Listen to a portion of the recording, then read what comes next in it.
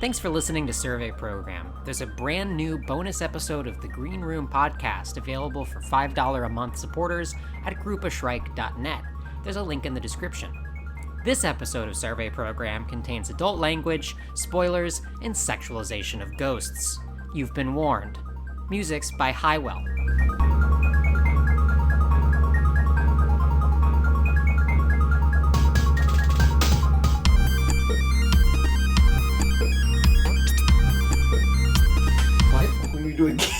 Could do a gainer?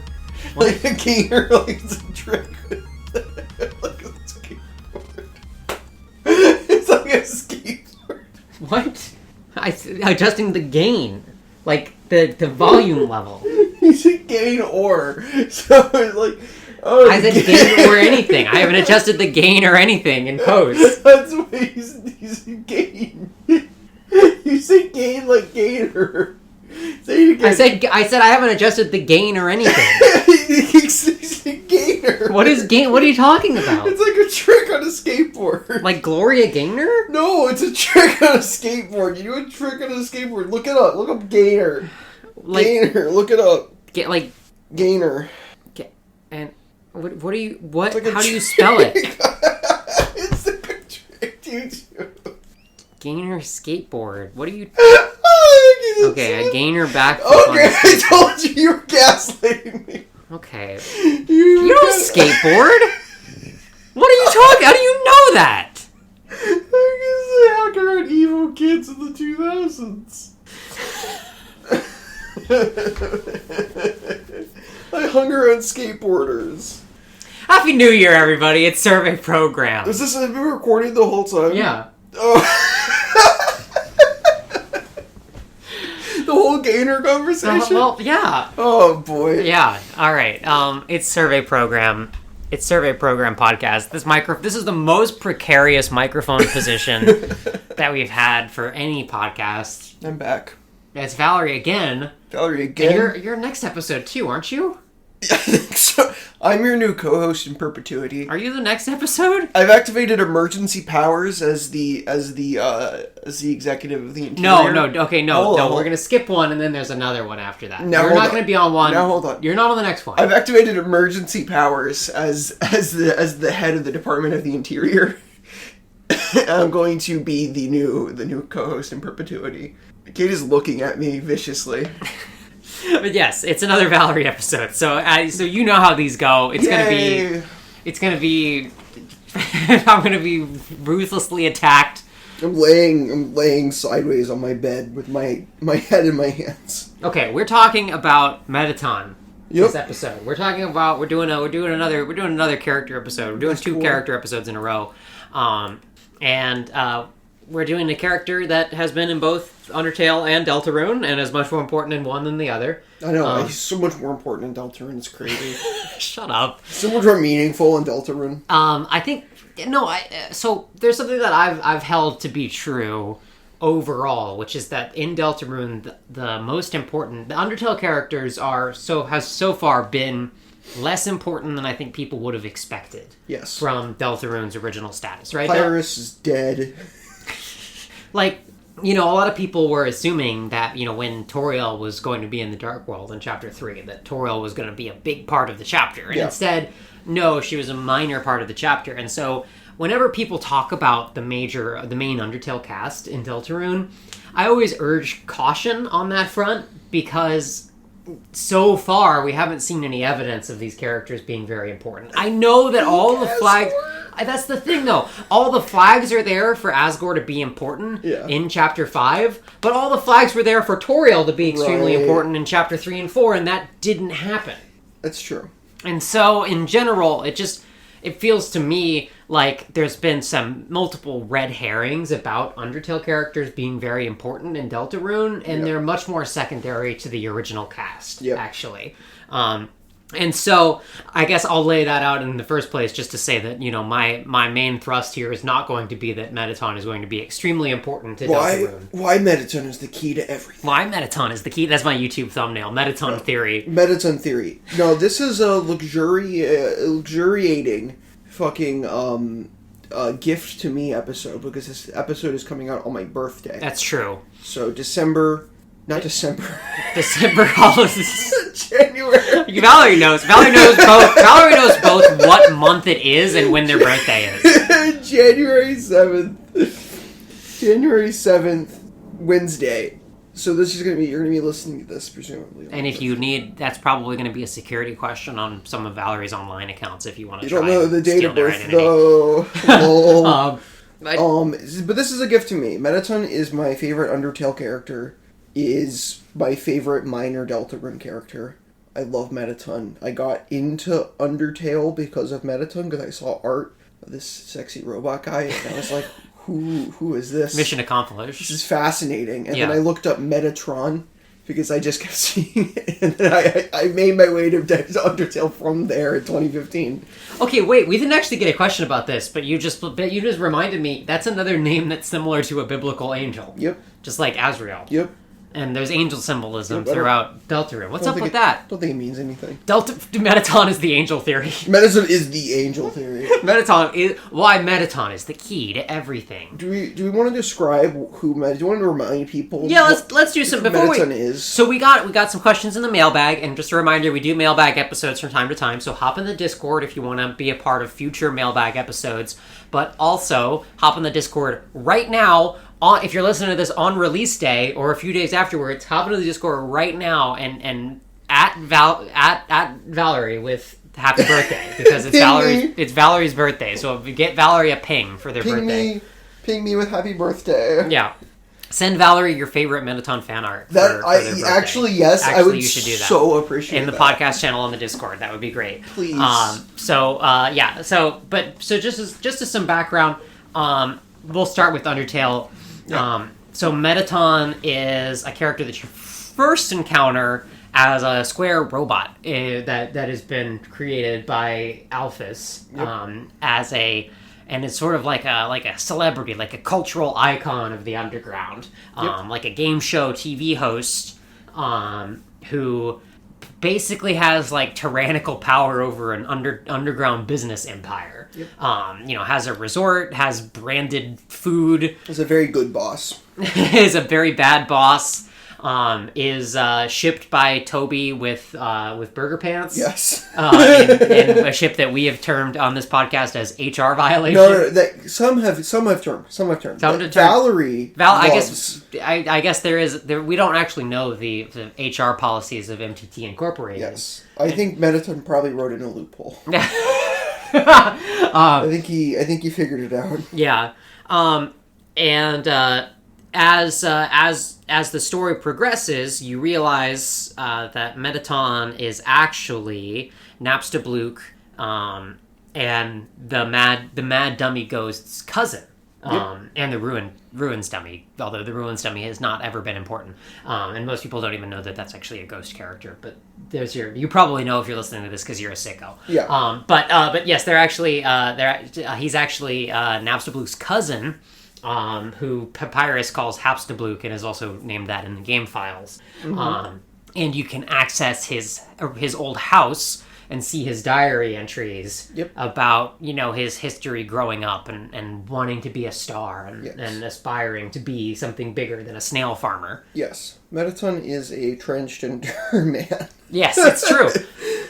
I think the most important thing, if we're taking anything from Undertale to Deltarune about Mettaton, I think it is the fact that he was an unhappy little ghost, a pink little ghost that was very unhappy, and became a man. Yes. Became a sexy robot guy, and is happy. Yes. And expressed wanting, that. Mettaton was not happy. Yeah. In spite of being named the Happy Ghost, and became a sexy robot guy and is happy. I think it's pretty straightforward. He gets a body, he gets an ideal body for him, and he loves it. Yeah. And so he meets Alphys, who creates first a shitty robot body for him, and then a much cooler robot body, a much cooler, sexier Bishonen robot body. Yes, we do not hear the official stance. The official stance of this podcast is that revisionists who claim that the real sexy body is the dumb shit square robot are wrong. They're wrong. The real sexy body is their actual sexy body. We're not contrarians here. Straight-laced. He's sexy robot. So yeah, I think that's the most important thing, to go from Undertale to Deltarune, where he is a ghost that calls himself nobody, presumably a ghost, but he's a ghost that calls himself nobody. You never see him. He's surprised anyone wants to talk to him. When you talk to him twice, he calls you his biggest fan. Yeah. And he's just bored as fuck. Seemingly only loves to be on internet, and when there's no internet, he has nothing to do. Yeah. And then you give him a TV. Yes. And he's like, holy shit, this is the best day of my life. I'm gonna fuck this thing. Yeah. And also critically, the Neo form that Mettaton Neo is in Undertale exists in the Dark World, in the Chapter 2 Dark World, and is based on, Swatch says it was based on the hopes and dreams of a certain Lightner, who is obviously Mettaton. Yeah. And that's the body that Spamton inhabits in the Spamton Neo fight. And there's two Darkners that are sort of reflections of Mettaton in a lot of ways, which is Spamton, who, aspires to be a big shot, who wants to be who wants to be a star, who wants to inhabit the Neo body, who wants to break out in a big way. Yeah. And also Tenna, of course, who first off has the same outfit that Mettaton wears as a TV host, who is a TV host, and who, of course, can be united with Mettaton, with the nobody ghost, with the love of his life. Yeah, with based on the player's choices in after chapter 3, and critically is also a very good boss. No abusive contracts at all. Definitely not. Mm-hmm. And definitely not constantly asking employees for massages and various other demeaning tasks to be done on his behalf.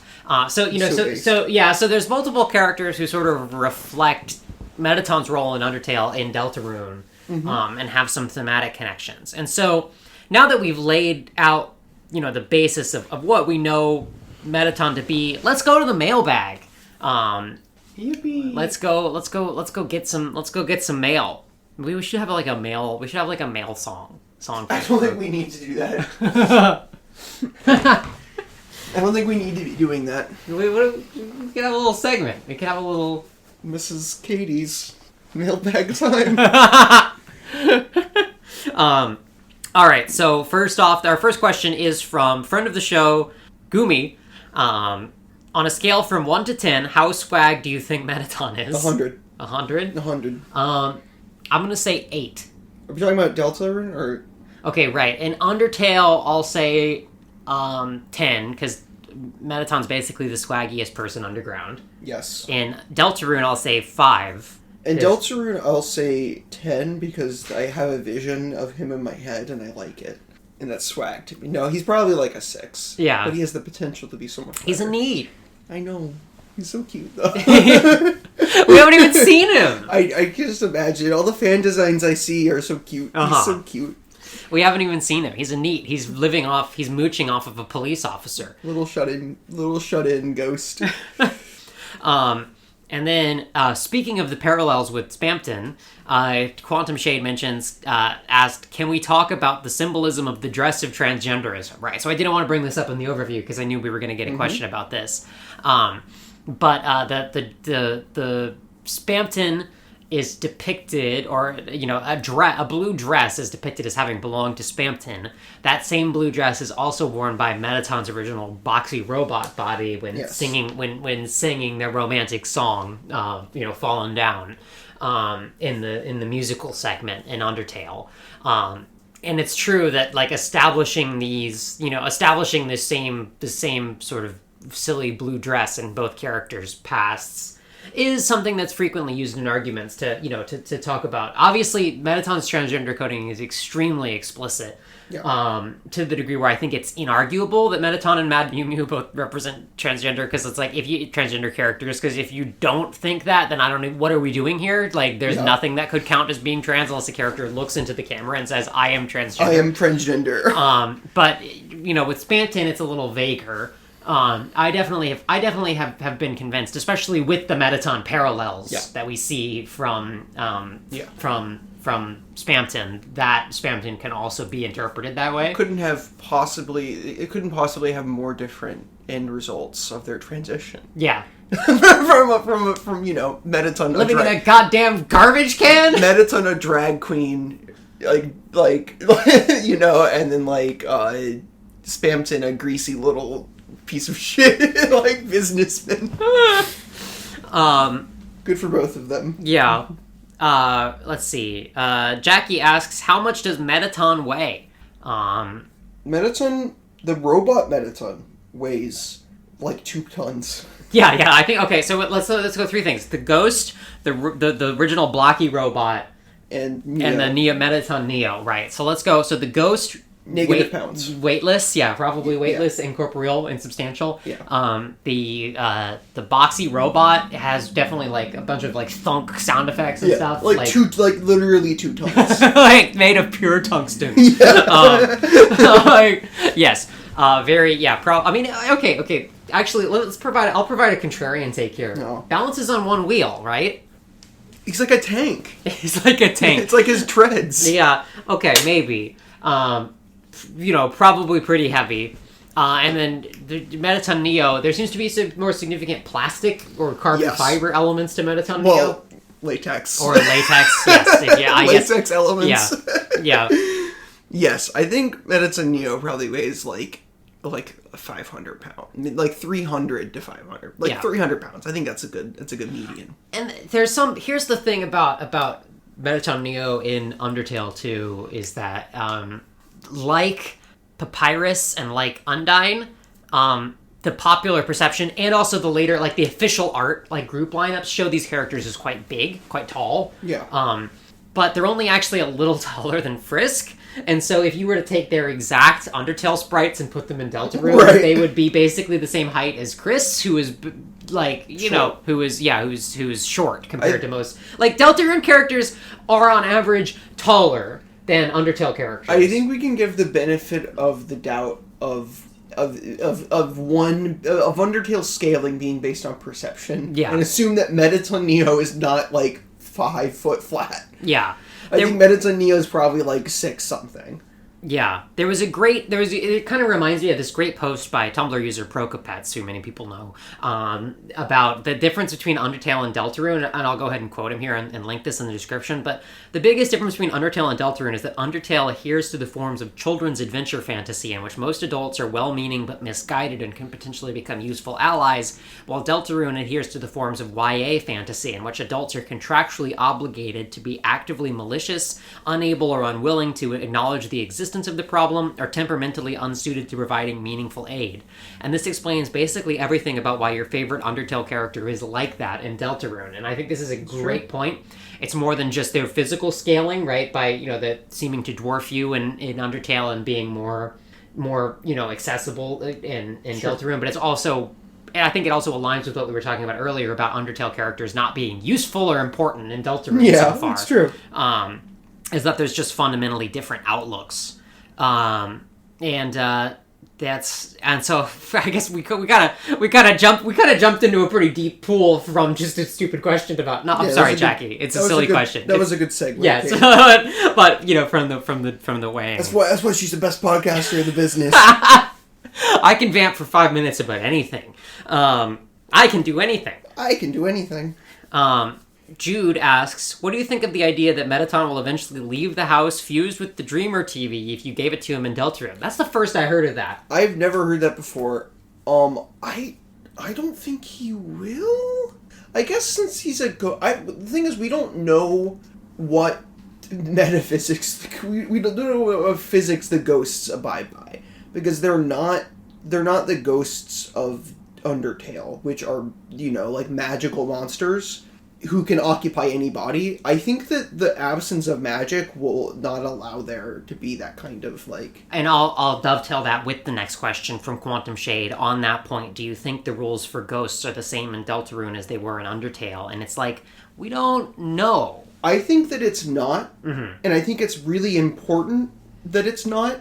And this is also kind of dovetailing with the last question that I'm really interested in engaging with. But I think that it's important that ghosts can't just do that, because I think that if they could, then Mettaton would... I think that the reason why Mettaton, or a reason why Mettaton can't transition, is that he can't just occupy whatever body he wants, right? He can't in Undertale, and he can't in Deltarune. He can't just get into whatever body. Same for Mad Dummy. And this is also, this is also like, why do the Dark Worlds exist, right? Yes. The Dark Worlds exist because the real world of Deltarune is a mundane world that resembles our society, basically one-to-one. Yeah. There's no magic, there's no escapism, there's no possibility for dramatic changes, for dramatic self-actualization in the same way that there was. And so I think that wall of mundanity and that terrible crushing vice of real life is what led the Knight to create the Dark Fountains in the first place. And I think that I'm just going to dovetail this again with the last question that we've been presented, also from Jude. Do you feel the difference between Mettaton's status in the two games is supposed to be telling, especially with him being a queer character? I feel like Deltarune has always had an undercurrent of small-town conservative repression, and Mettaton going from an extremely flamboyant transmask pop star to essentially a NEET is one of the clearest examples of this. But I've got some pushback from other fans in the past, so I'm curious what you and your lovely guest, that's me, think. I think that this is so extremely important, and I think it's like key to not just my understanding of Mettaton and the town, but of Chris. I think that the Dark World is a world where your dreams can come true. Yeah. Where what you want to be can be, right? And I think the fact that Chris, in the Light World, presents in their brother's sweater, right? Their brother's hand-me-down sweater, and in the Dark World, they're wearing like maid outfits, and they're wearing like dresses, and they're wearing like whatever they want. They're styling, they have a whole wide range of like outfits they can wear, right? I think that's extremely telling. And regardless of the fact that Chris is non-binary and is respected as that in the town, they can't present how they want. Yeah. They absolutely can't. And I think it's the same for Mettaton. I think that Mettaton can't present how he wants, right? I think that he is in the situation he's in because he can't. He made an ideal body for himself on a computer, and it discarded it, and it went away. He put his dreams in it, his hope in it. And if it was possible for ghosts to do that, they would. Yeah. But they can't because they don't live in the Dark World. They don't live in this world of desire, of hope. Yeah. And so I think there's definitely the possibility that we see Mettaton and Maddie in Chapter 5. It's not impossible at the festival that we do see more characters that we haven't seen yet. Yeah. Again, as with my original point about consistently lowering our expectations for Undertale characters, I wouldn't count on it by any means, and I certainly wouldn't get myself in a mental state where I'd be disappointed to not see it. Also, I do want to note that anytime that branching paths get introduced into a game, it gets more difficult to justify, just from a purely like materialist game development perspective, it gets more difficult to justify seeing a lot of detailed content about stuff that can only be accessed with a branching path, because a huge amount of the player base is going to be locked out of having given Tenna to Mettaton for one reason or another. Yeah. I think the utility of Mettaton in sort of understanding Deltarune, or understanding the elements of Deltarune, is understanding that I think that Dark Worlds are kind of, they're rebellious, It's the creation of the Dark World is kind of liberatory. Yeah. In a way, I think that might explain why Des and Chris are making them. Yeah. Right? As these sort of little moments of pure rebellious imagination, right? Yeah. Where Chris can be whatever they want, right? and where theoretically anyone can dress however they want or be however they want. And I think that is like an internal rebellion against this small town, small town with an undeniably conservative atmosphere. Absolutely. And to note, I think there's two things I want to get into here, and they're both sort of only vaguely related to Mettaton, but what's the point of an episode like this if we can't go on wild tangents? Okay, so first off, on your point, if the only intention of the night was to end the world by bringing about the roaring, they could have easily accomplished that by now, right? The Knight could have easily accomplished that simply by... The Knight can summon Titans at will. The Knight could have simply summoned a Titan while the party wasn't there to fight it, right? Mm-hmm. What we've actually seen throughout the course of Deltarune is the Knight guiding the party through a series of challenges to an unknown purpose in collaboration with Chris. That whose end result is not to immediately bring about the roaring, but rather to fulfill some conditions we don't understand yet. On the way to potentially doing that, right? And so there is some motivation for the Knight and for the creation of these dark worlds that goes beyond merely an apocalyptic nihilism. And it could very well be what Valerie has just laid out for us there, right? The idea to transform hometown into something more liberatory, more fun, more escapist, right? That all the darkness of the Night could actually be an attempt for self-actualization, and that jumps again off of our December episode last time out. And then second, right, with the desire to close the dark worlds and live in the real world being associated with conservatism, Ralsei is quite conservative. Ralsei is very conservative. Or Ralsei at least has an ingrained, like, through the prophecy, again, with our previous comments on many episodes, that the prophecy represents the weight of expectations of society, and the way that the story is supposed to go, with the heroes triumphing and the dark worlds being sealed away forever, represents this sort of attempt to live according to your societal expectations, and breaking them involves breaking out of that. Like, Ralsei is embodies the prophecy, won't say swear words, right? Sort of reflects Toriel's outlook on life in many ways. Absolutely. Like, and so is aligned with that conservative outlook as well, right? And so I absolutely see the dark worlds as representing like a liberation, a personal liberation in that way, and a greater individualism than the sort of crushing dark world. Yeah, light world. Yeah, the Chinese guy shooting fire from his hand, like, look who's coming to dinner. It's unlimited genocide on the first world. I'm imagining like the roaring Knight with like a Mao hat, and it's like, look who's coming to dinner, and it's like the holiday family, or like the mayoral like palace, like sitting at the front of the table, and the Dark Knight is shooting spears at the. All right, so that was a great set of questions there. I really enjoyed sort of getting to jump off of that diving board. Thank you, guys. You genuinely illuminated. I was pacing around the apartment earlier, like putting together my thesis statement on Mettaton. Thanks to those questions. Yeah, and then we got a question from BQ. Love you, BQ. I love you, BQ, but what the fuck? Okay, question 1. How plausible is it that Mettaton is from New Jersey, and on a scale of 1 to 10, how much does the answer to question 1 upset you? And I asked BQ to elaborate on this, and they said, is Mettaton from New Jersey? Are you a Jersey Shore Mettaton believer? Are you wrong about Undertale? Okay, so Mettaton is from Wisconsin and moved to LA. Mettaton is... Basically, Mettaton is from Alabama and moved to LA. Mettaton is from a flyover state. Yeah, exactly. And then became an entertainment star. Like, Mettaton is from a snail farm, which could only exist in, like, Alabama, or, like, I don't know, that motherfucker's from Tuscaloosa. Yeah, or, notably, in England for tax purposes. Look it up.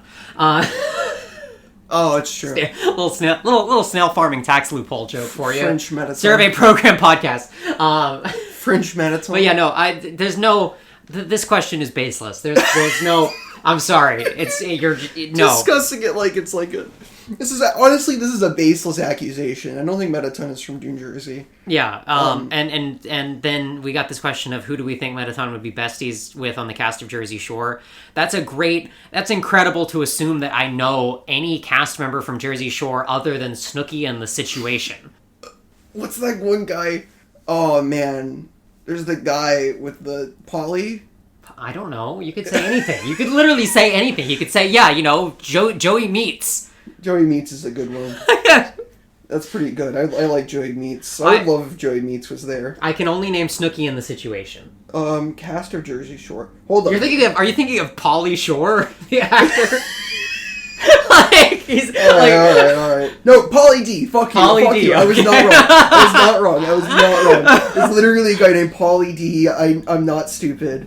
I'm an intellectual. I know things about Jersey Shore. I think that he would be... Oh god, it has their Christian names on this. I don't want to know who Dina Nicole Cortese is from New Egypt. I think... That's right, there's a town called New Egypt in New Jersey. Yeah, that's crazy. It's crazy. It's like Cairo in Illinois. Honestly, I think he would be friends with Snooki. I want to be real with you. I think he would. I think that makes the most sense. You know for a queen like Mettaton, that is the best like friend one can have as a gay guy. I don't know anything about Jersey Shore. I do love when somebody is named just a definite article and then a noun, like the situation. I think that's great. My Smash tag was the problem when I played Smash more. Yeah, so you're exactly like the situation. I'm exactly like the situation. Yeah. All right, and let's move on from this. Gumi asks, how many times do you think Mettaton kissed that damn TV by now? Mettaton is sitting on the TV like a 1950s housewife would sit on a washer. Okay, wow. Mettaton is phasing into that TV. I think that Mettaton has smooched it a few times. Yeah, okay. I've got to decide whether to leave that last part in or not. You gotta. Okay, maybe.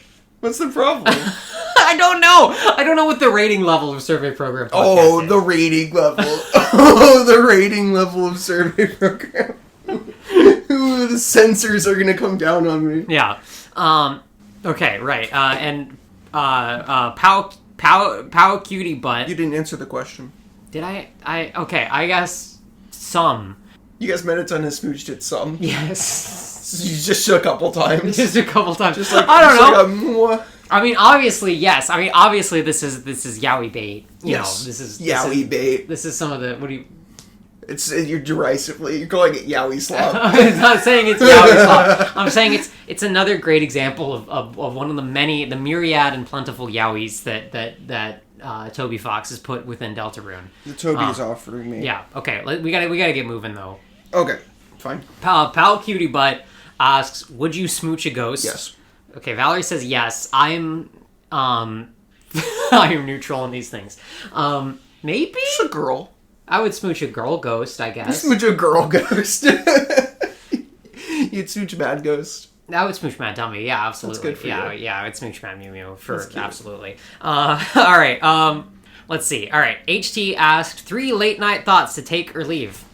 Okay, so the Spamton Neo body, obviously, some of this we've covered, so I'll read your question, but if we've covered it, I'll just say we've covered it. The Spamton Neo body obviously has a lot of resemblance to the power of Neo body. Apparently some Lightner was noodling around in the computer lab and made the Neo body in Microsoft Swatch or whatever. On my playthrough, I felt like it was obviously Mettaton who was doing this in a fit of yearning.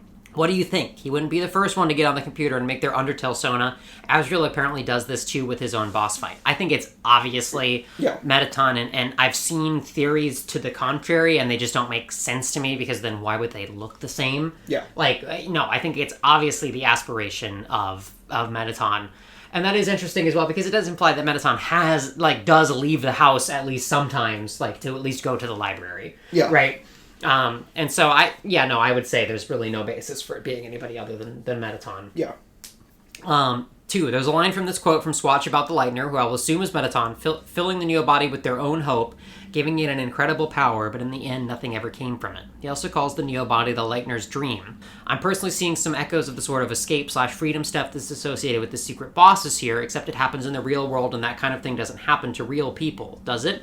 Ironically, it reads as a lot less meta compared to Spamton et al. They seem to be talking about escaping fate or the nature of a set story, whereas Mettaton is fantasizing about having a cool, affirming body. It's much more relatable in a way. There's a theme of wanting to change, having an inherent power to it, tinged with melancholy in Mettaton's case, and we covered almost all of that, but I do want to note that that does match up with our conversation from the Chris episode about like the characters that are quote non-binary in Undertale are not really non-binary in a societal sense because they're not rebelling against a societally imposed construction of gender, whereas the characters that are non-binary in Deltarune are like functionally transgender because they are in a modern, typically constructed society with gender roles. And that's why like I talk about Chris as being transgender, but Frisk is not really being transgender, right? Yeah. Because there's a difference because being transgender is specifically related to your relationship to society's gender roles, and I think that's something very similar to a character like Mettaton being much more real and less metaphorical with their relationship to gender in Deltarune than in Undertale. Yeah. Fortunately, hometown Revolutionary Front leader Des is gonna save us all from this. From the tyranny of having to exist at all. All glory to the other holiday administration, to the Shadow Holiday administration. That's good. And number 3, Mettaton Neo would have smoked Frisk's ass if he just got a plasma beam in time. Yes, probably true. Absolutely. Yeah. Okay, my cat has just decided to start scratching at the door and run in. I opened the door and he ran away, and like an idiot, even though he wanted in. So I'm gonna bring him here. Okay, so Ezra's here for the remainder of this recording. So can I get a line out of him? Speak. Okay. He's just gonna make sort of grunts. Okay. Ezra's here. Read the next question, Kate. Shadow of Roserod asks, "Would you?" Yes. Yes. No, I'm not. I'm not into men. Yes. Well, I don't know. Maybe. Hey, I don't know. Maybe. Oh, what the hell? So getting that old smile on my face. What the hell? What the hell? All right. And so let's see. We also have Ruby asked, "What food from the MTT resort would you most want to try?" And so the answers are So the options are: there's Starfay, there's Glam Burger, there's the Legendary Hero, which is a hero sandwich that's shaped like a sword, and steak in the shape of Mettaton's face.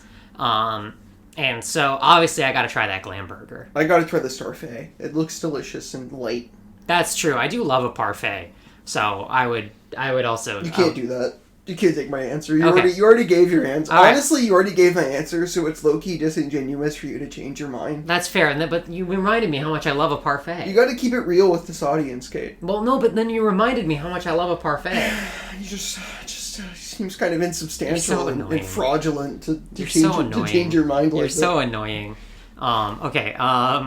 More germane to Deltarune, Ruby also asks, "Isn't it interesting that Mettaton and Maddie still live in the same house? At the end of Chapter 2, Maddie can be spoken to through the door, and Napstablook is assumed to live there as well. I mean, this is a real life-ish world in Deltarune. Chris is trans, and no doubt monsters know about gender dysphoria or species dysphoria. Do you figure the cohabitation, especially among peers and friends, that's making a Mettaton afraid to live transgenderly, especially given the Mystery Key Diaries in UT? It all makes me wonder about Mettaton's relationship to housing, actually. We never go to Mettaton's current house in Undertale, just staging areas, the resort, and the lab.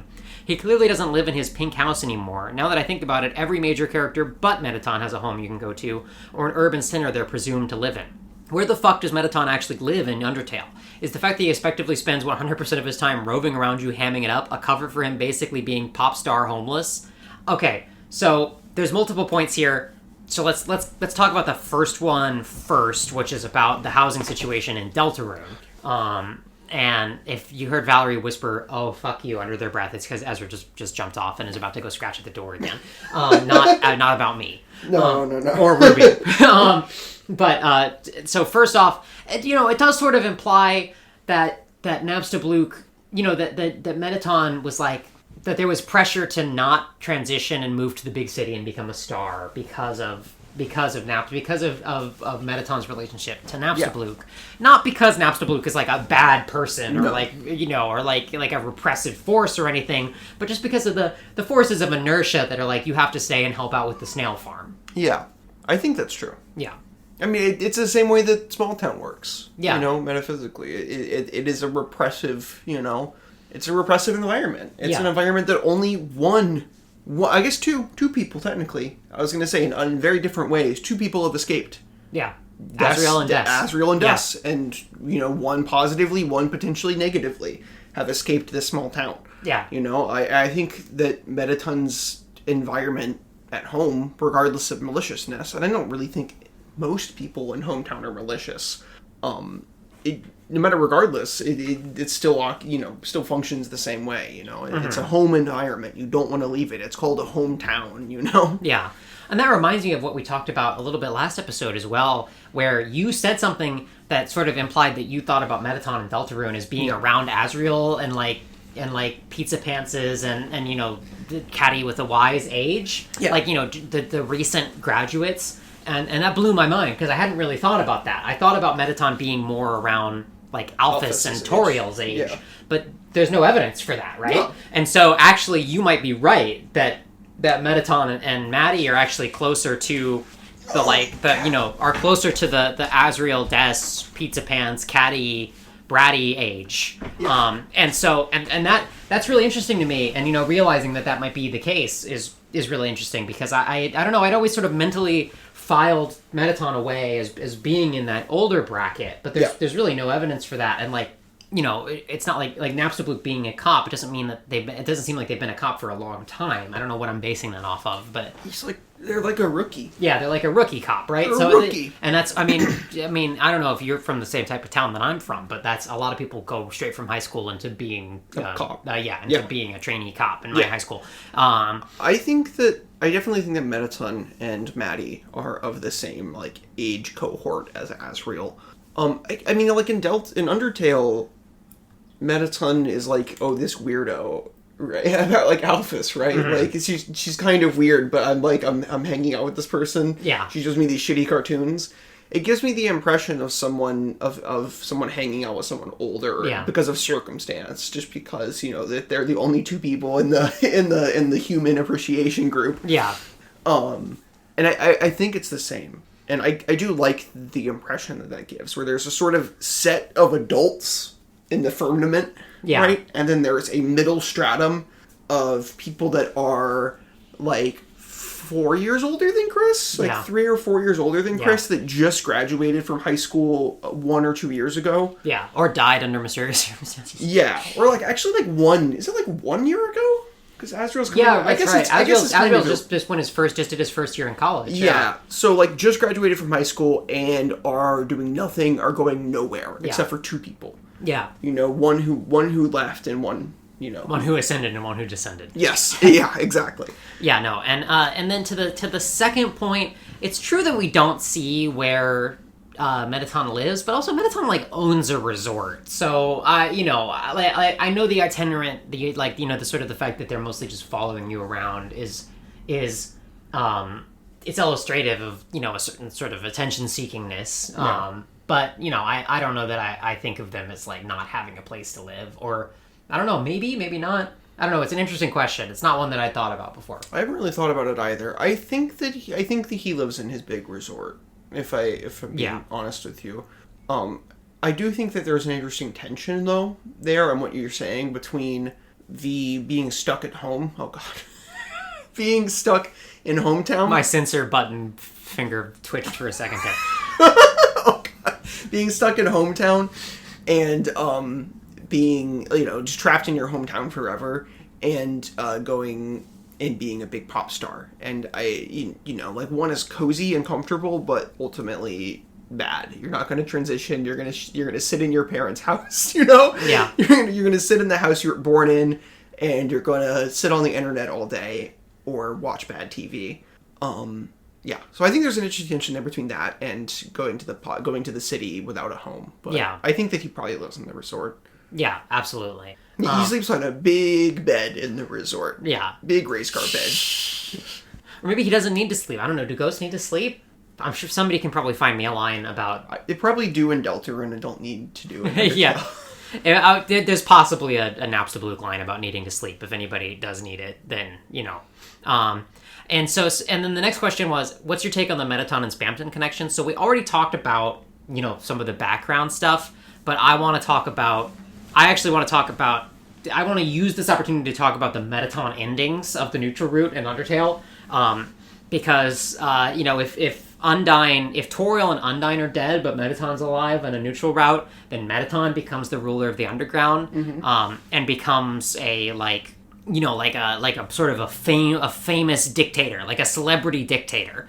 And so he builds statues and monuments to himself,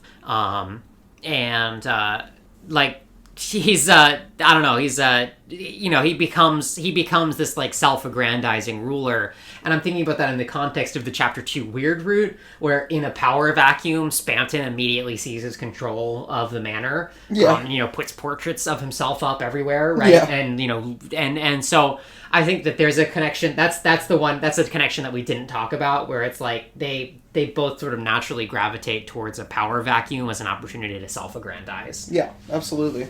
And then our final question was from Vizzy. Why do you think the quest line with Mettaton and Tenna exists? And the answer is, IMO, it's so Mettaton has a way to have a happy ending in this world. So this is actually was going to be what I was going to ask as a final prompt anyways.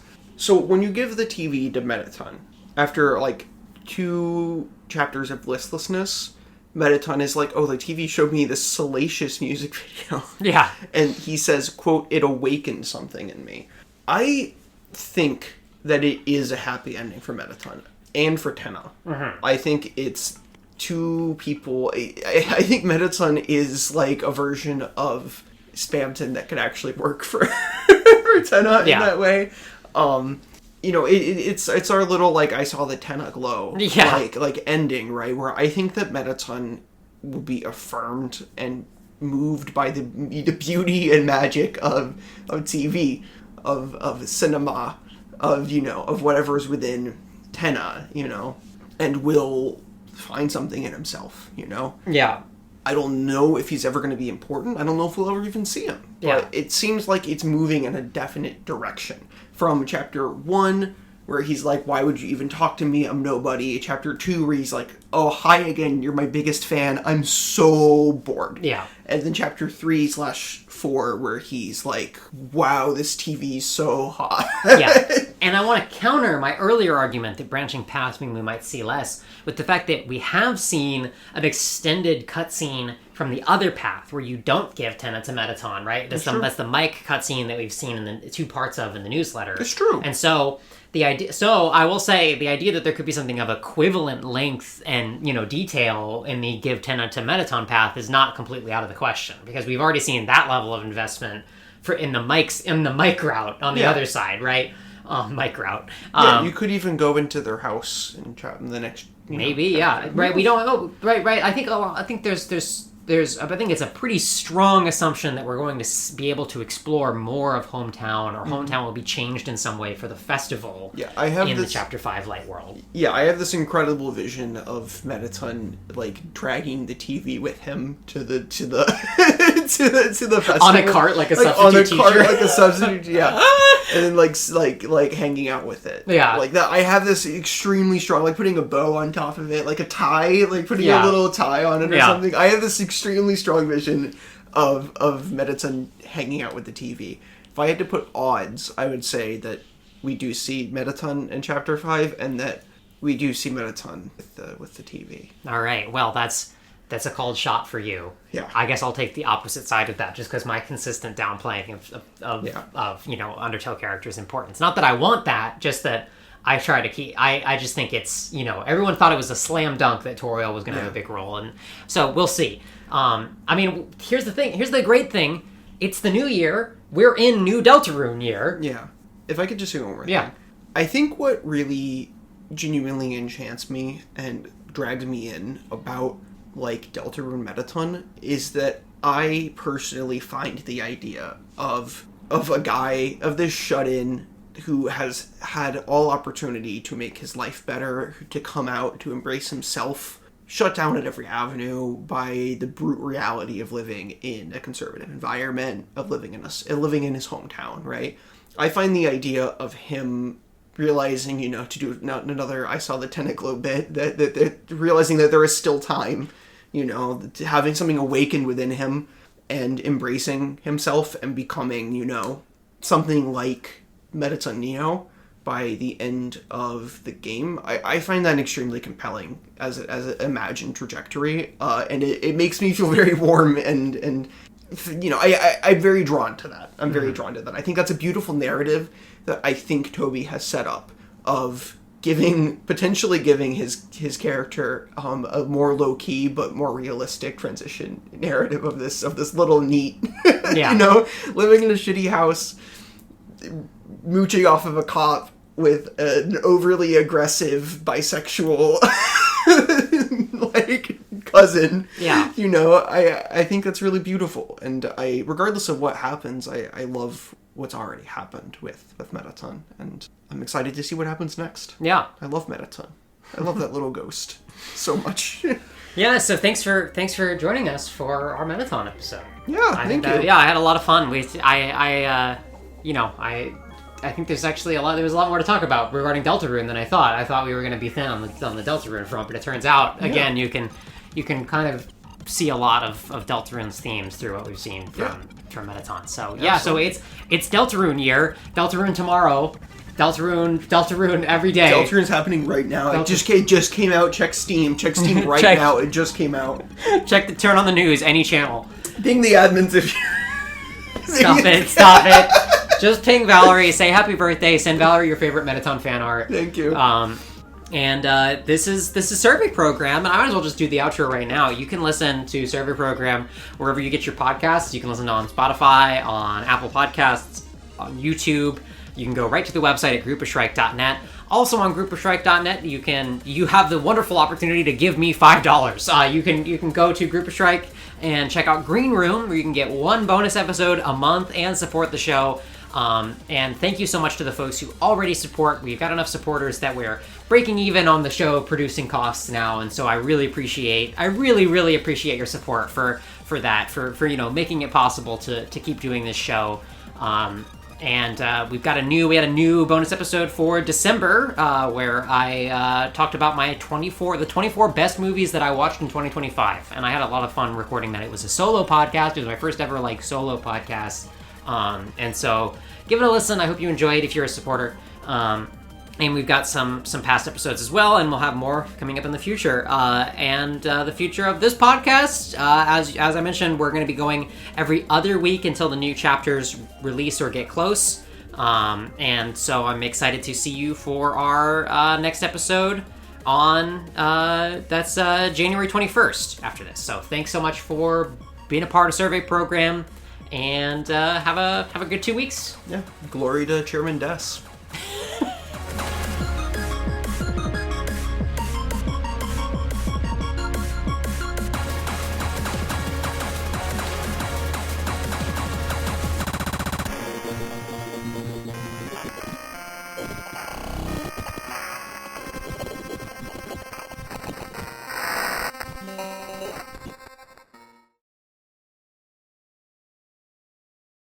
Group of Shrike Amalgamated General Productions GmbH